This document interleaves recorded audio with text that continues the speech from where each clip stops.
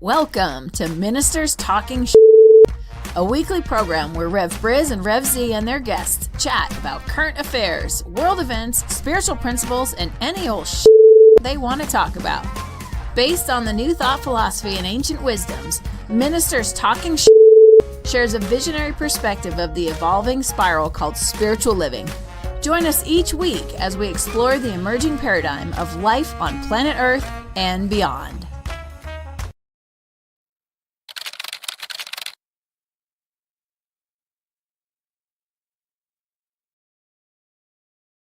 And hello again, dear ones. Dr. Robert with you over here. Today is Friday, December 12th. Rev Z right here. And today is Friday, December 12th. This is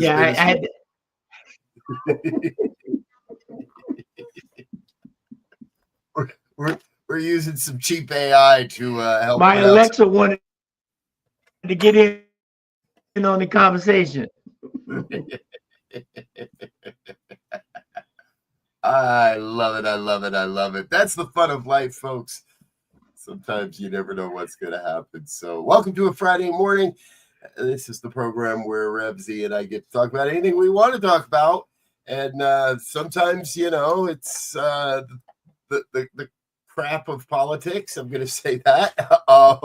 Sometimes it's just what's going on in life. So good morning there, Z. How are you doing today? Oh man, everything's good. You know, just amazed at the we talked about the weather, not just in the U.S. but globally. We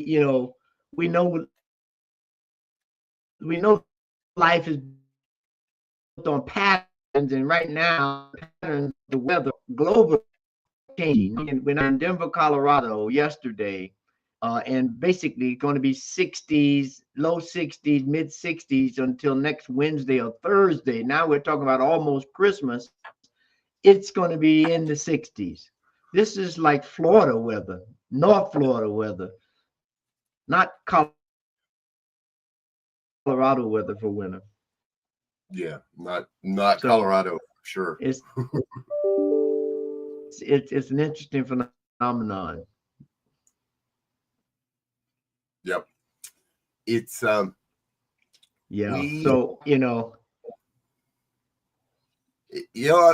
I do wonder, Z, often anymore, are we in those very, very earliest stages of a polar flip and scientists haven't fully declared it yet, or we're not fully aware of it? But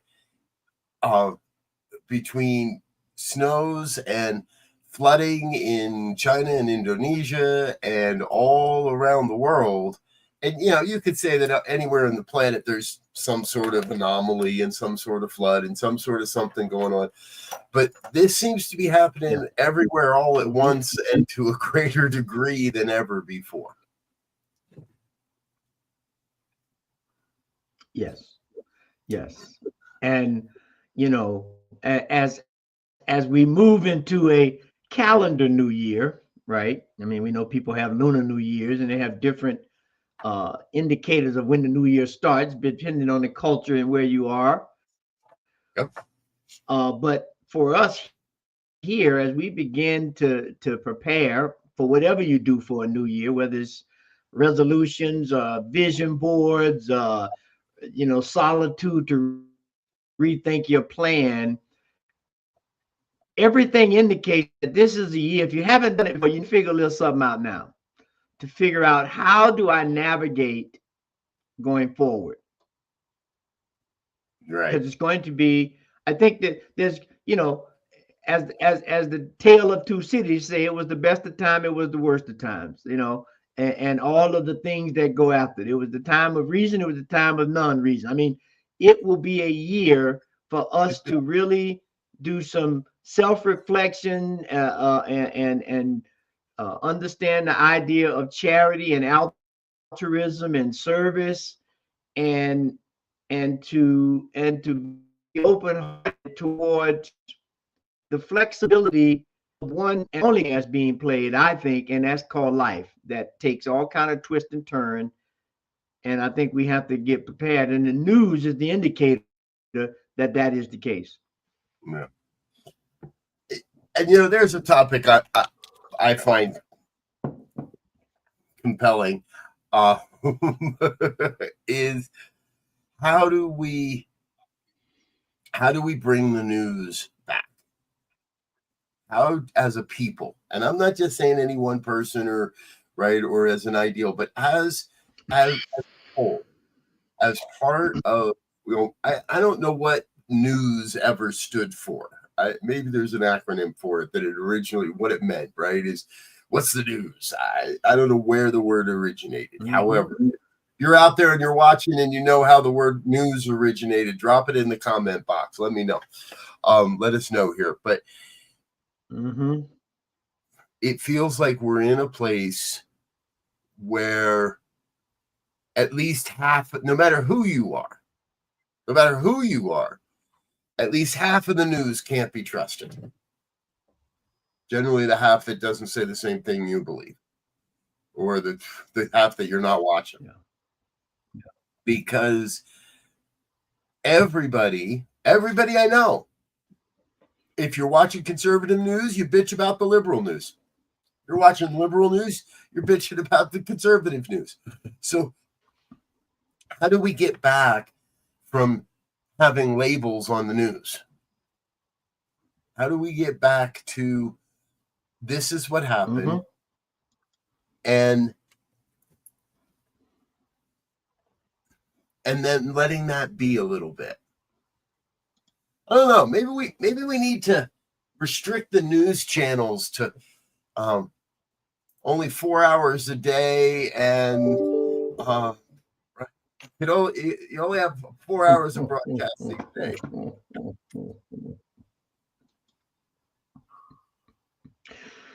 Well, it's interesting, and I saw a program not too long ago that spoke to the idea of us moving toward, a 24-hour news cycle. I don't even know if it lasts 24 hours. At that moment, yeah, sorry. Well, I mean, in terms of the 24-hour piece, is that you can get it, right? Because if I wake up at 3 o'clock in the morning and I turn on the news channel, I won't necessarily get current news right now for the US, but I can for Europe. I can, I can get the BBC live, right? Yeah. And if you have some access to some other markets, you can get African news. And so I think what winds up happening is this: when I was growing up, the news was a informative piece of information that allowed, and now it has become, in my mind, largely entertainment. I'll say it's 80%, 75 to 80% entertainment, and 25 to 20% actual actionable information that you can trust. And that's right. Sad because we live in such a diverse world. We need to be able to keep a handle on it. It was different when I was in a small city or a small town, and everybody basically knew everybody, and there was nothing happening in that town that somebody didn't know about. But now we're connected globally, and what happens in the current tensions between Japan and China, with planes and bombers flying potentially, that affects us. Yeah.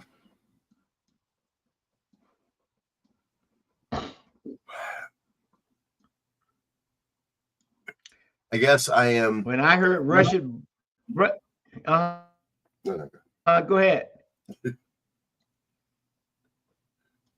We're going to fight over who goes next. No, I'm just saying one thing on that. When I heard that Russian bombers would, when I heard Russian bombers were joining Chinese air patrols near Japan, I was like, that's scary. Yeah. That's scary stuff. Yeah. And we here in the US, I'm interested in how the world is looking at the seizure of this Venezuelan or not Venezuelan or whatever oil tanker.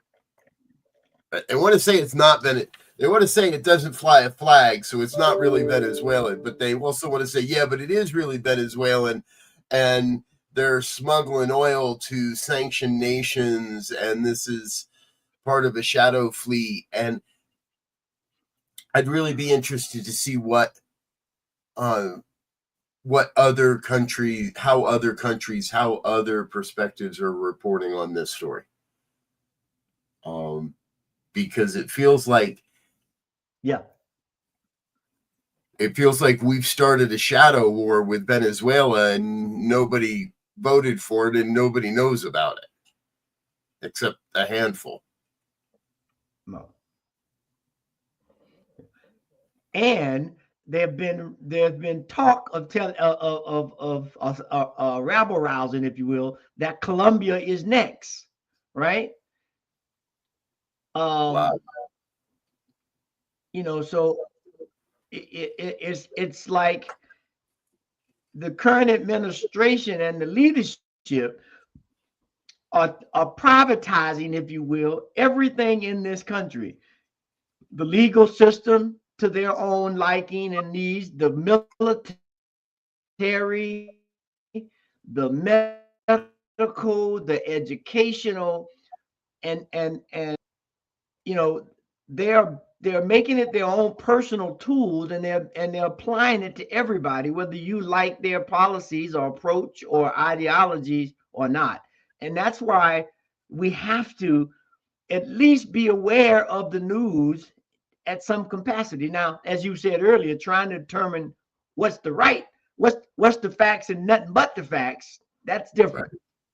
Right. But when you think about Netflix buying Warner Brothers, what that means. Yeah. Or Paramount buying it. Well, here we sit right in the middle of it, in some ways, if you will. I think I talked about this last week. There's a new media summit happening in Austin in January, and they're marketing it as for those making $1 to $5 million a year in the media industry. We're not $1 million company yet, folks, so we're not going to go to this. But there's even right. So that's part of it too. Is there's now a new media because I am seeing more and more. They're fleeting. They don't last as long, it seems, on YouTube news channels. People attempting to do quote news or real journalism. And here on New Thought Media Network, we do a program on Friday nights, and now the good news. And I don't pretend that that's in any way real journalism, other than we're reporting on information we've gotten from other journalists. However, that's, let's say, the good side, the good use of the equation. We're not out there doing it ourselves, but we're focusing on the stories that build love, that bring people together, that are dismantling the sense of separation, that are bringing us to a greater understanding of our oneness. You and I talk about that all the time, and we've got to find ways that bring us back to an understanding, and then therefore an expression of our oneness, not our separation. Yeah. Because and we talked about it before we started today, and as you said, we talk about it often. One of the key principles of our teaching is this global, universal, cosmic idea of oneness, and that everything is connected. There is not one thing that stands in isolation to everything else. And so we've been distracted from that by all of the different ways we can isolate or go. It's good to go within to observe, but if you go too deep in there and get lost in the Alice in Wonderland rabbit hole, now that's a problem. And so that appears to be happening now. And when you look at the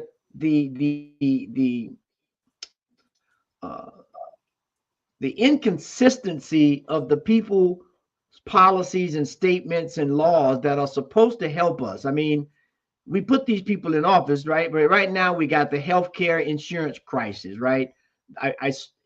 That's a whole competition and program by itself, right? People's, yep.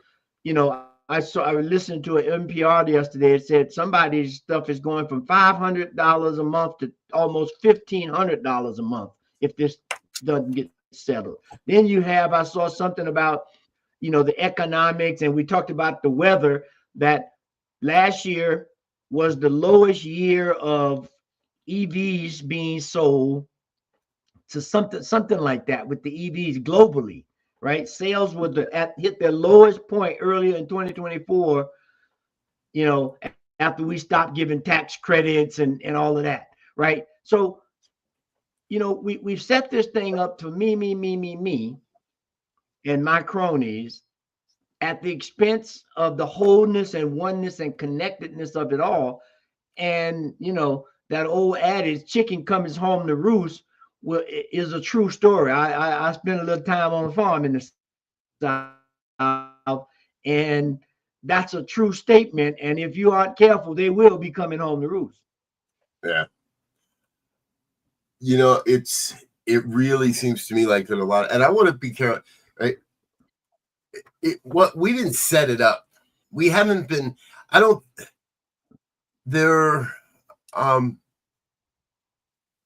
really believe that when we get down to the annals of history, this time will be seen not only as one of the lowest. Where'd I go? Oh, there I am. I want to wait for a second. All right, I'll be back. This is one of not only the lowest times in human culture, but it is also the born of a new renaissance, the birth of a new renaissance. Because the setup, the game board that we're all playing on, and no, that's not a flat earth reference. The game board that we're playing on is rigged towards the good. It's set up to bring us more good. It's set up so that we can bring more love and light and beauty and truth and health and wealth and well-being to all of it. There's some players on the board that, and you're saying it perfectly, are so ingrained, so rooted in this me-ness, that there's no room for the collective. And this is kind of interesting because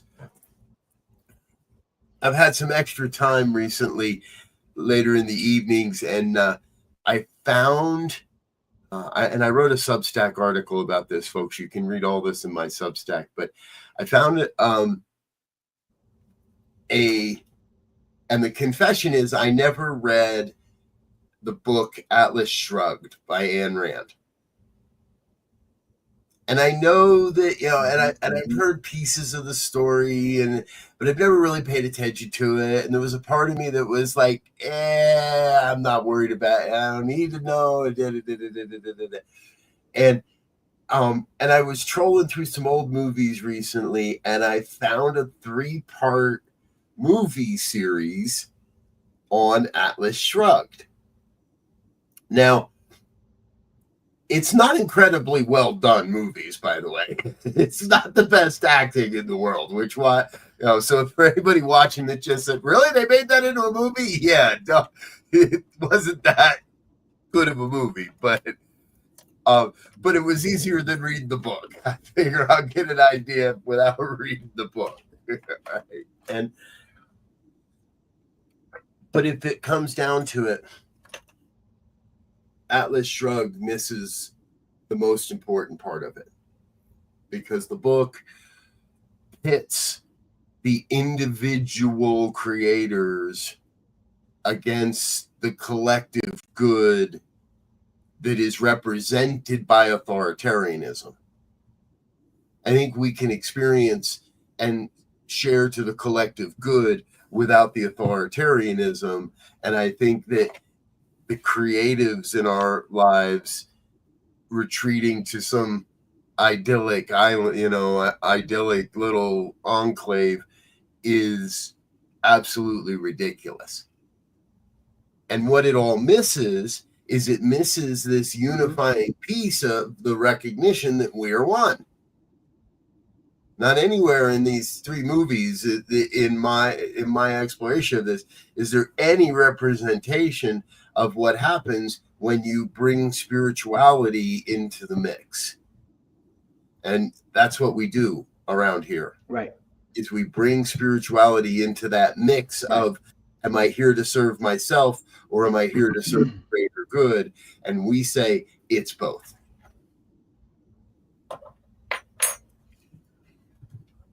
Yeah.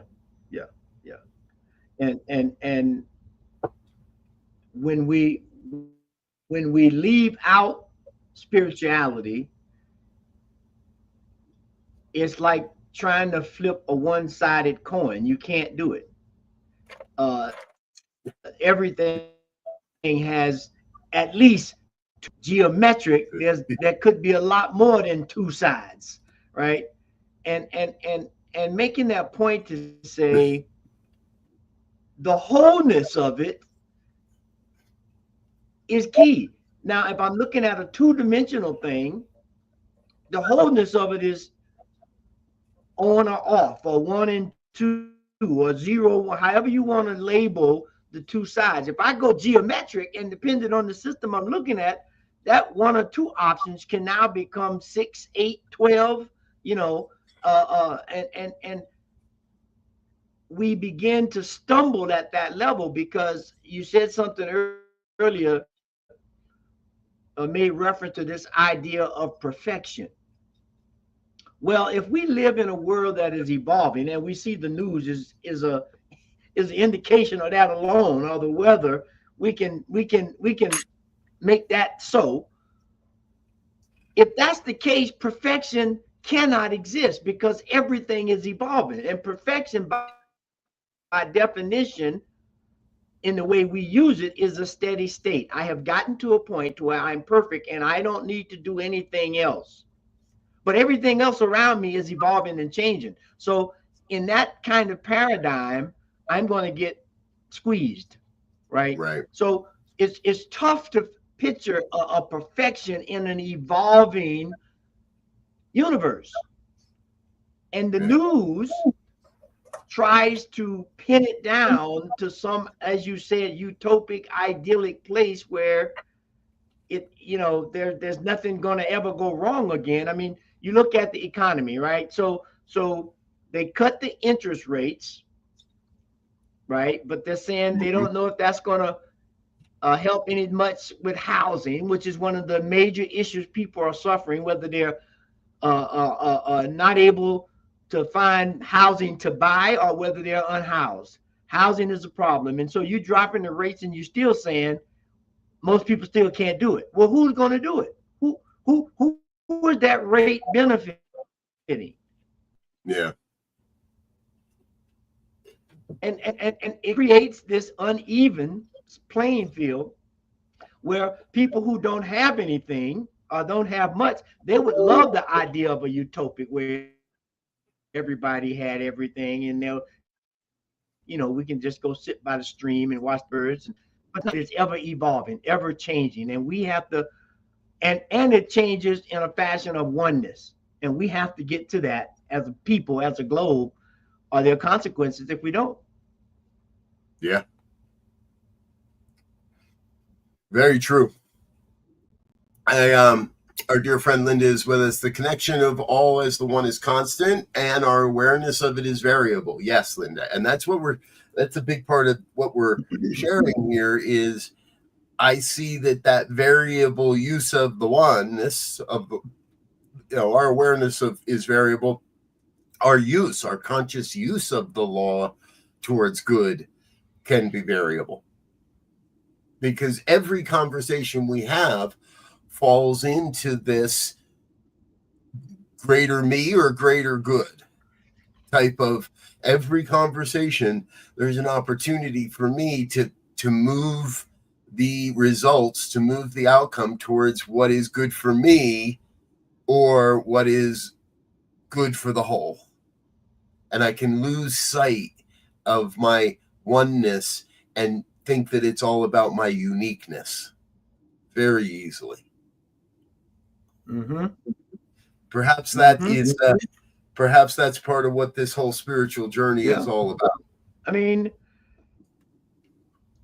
yeah, and just think, I mean, for decades, this idea of measles and things like that were far-fetched, right? We had a program that minimizes the occurrence of measles and the effect it can have on children. Well, now, we had the measles outbreak in Texas. Now we have one in South Carolina, and the governing body that's supposed to be keeping tabs on how to administer this stuff has just abandoned it and says, they do this, that, and the other. They're not effective or whatever. And now we're having increased occurrences of these things that we used to get rid of with vaccines, while the government or the agency that's supposed to be looking at our healthcare has just abandoned all things of reason and proof, it appears. Yeah. Just as we get ready to go into the holiday season, by the way. Yep. It's interesting. It seems like the only thing, gas prices are down in the U.S. It seems like the only thing that's going down and we've all seen gas prices do this. This is a momentary dip of gas prices. Let's come back in January, February, March and see where we are first quarter. But ultimately, everything else is becoming increasingly expensive. Who can afford $1,000 a month increase when wages are stagnant? What working class type of folk can afford that much of an increase in just your health insurance when your food costs are going up by 20-30%? There's reports now that food costs are approaching 40 to 50% higher than pre-pandemic pricing. How can anybody afford? Truthfully, how do we afford to live these days when car prices are up, when food prices are up, when healthcare is out of the reach of so many Americans? That I was in we had a chance to go to Africa a little over a year ago now, or almost a year ago now, and in that I saw slums in Nairobi that I had never imagined just how it really is. And if American politicians, if we don't get our shit together soon, we're going to be right there too. So we have to become aware of our oneness, yes, but then we also have to be committed to sharing our oneness and promoting our oneness and demanding that others promote our one and express and share and live and do this together, because it's never going to work alone. It's never going to work alone. America is becoming so isolated from itself. This other one now is the current administration's pushing an idea that tourists, even from countries that don't require a visa, if you're from the UK, you don't have to apply for, quote, a visa to come here. You just can come here. Get on a plane, you can come here. Any of our allies. Well, even now they're talking about anyone outside the from outside the US needing to provide up to 5 years of social media history to come into the country. Number one, how in the world am I supposed to supply you with 5 years of my Facebook? I can't even figure out what happened 2 days ago with the amount of ads they show me. It takes me an hour to scroll back to that thing I saw yesterday on Facebook. How am I supposed to show you 5 years of that? And number two, who's going to go through and look at all that shit and determine, oh, this is good and that's not good, and oh, you're allowed and you're not allowed? But we're setting in place these idiotic policies, raising the fees for national park visits on foreigners, on those from outside the country. All the I'm sorry, I'm going to work myself up here. All that we're doing is trying to hide and like, nope, you can't come in here, especially you, Stanley Kyle, right? You can't come in. Nope, you can't come in here. And that doesn't promote oneness.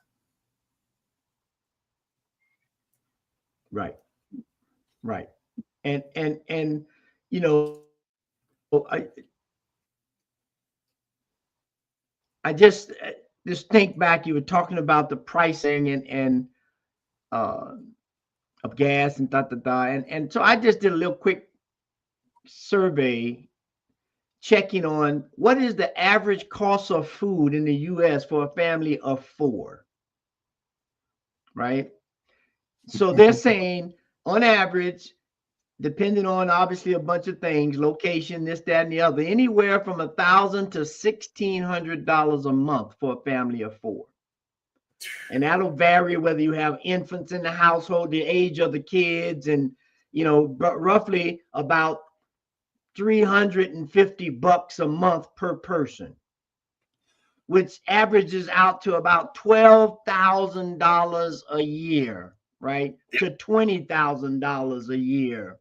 Now, some people may not even be making that much. Now, you throw housing on top of that.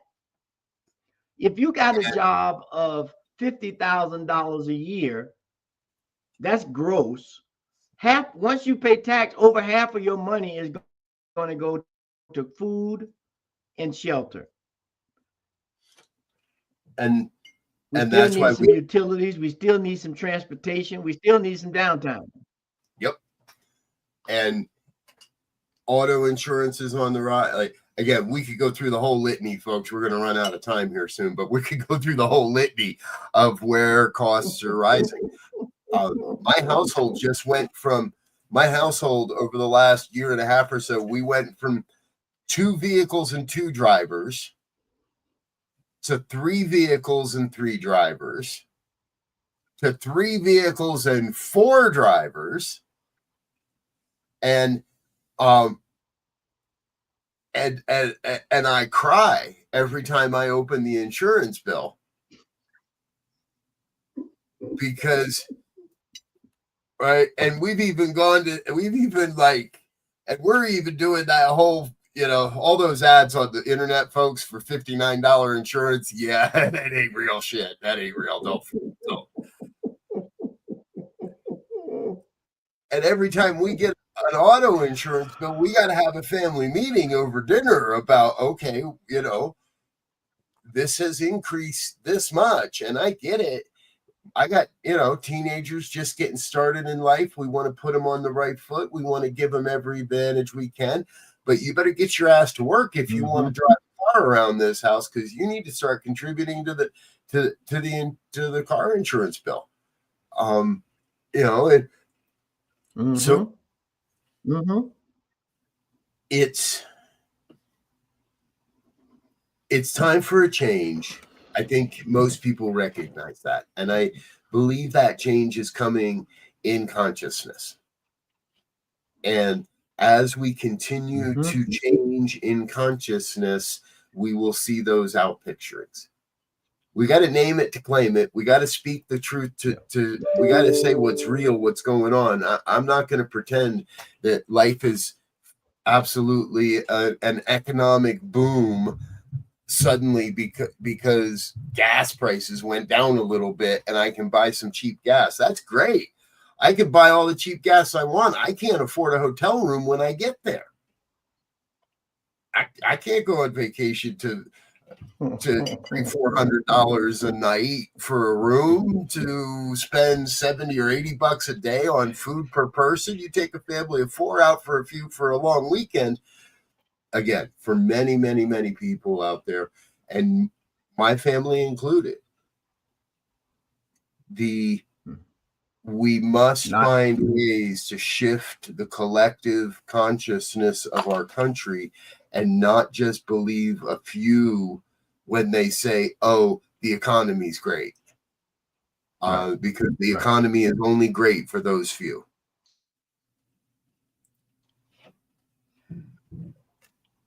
And you know that this conscious shifting is going to happen because they're going to bump up against a rude awakening. Like I looked at my electric bill the other day. Oh. And now they've changed the peak hours of when they charge you the most. Yep. And so I literally, when I looked at my utility for gas and electric bill for this same time last year, I use less utilities, but I'm paying almost 3 times as much for those utilities. Yep. That I use less of this year than I did last year. Now, you know, we've been lucky, as I was saying at the top of the show here in Colorado. I mean, we got 65 degrees yesterday and you're supposed to be headed there today in the middle of December. This ain't going to last until spring. Sooner or later, we're going to have to pay to the piper. And if I'm doing triple and double now, I don't know what I'm going to walk around with in my full coat, sweatpants, long hams and everything in the house. Yep. You know, so our consciousness is going to be changed by the conditions we face, and we're going to begin to realize. Yep. Here in Colorado, folks, for those that don't know, Colorado has a unique, Xcel Energy has a very unique system of determining when we're allowed to do dishes and our laundry and such. Because right now we're in the winter hours, which means you can use electricity during the day cheap, but it's more expensive. Yeah, it's cheaper now, and at 5 o'clock the rates go up. So from 5 o'clock to 9 o'clock, if you run your dishwasher, if you do your laundry, if you use your oven, if you use any heavy electrical pull from 5 to 9 p.m., it costs you more.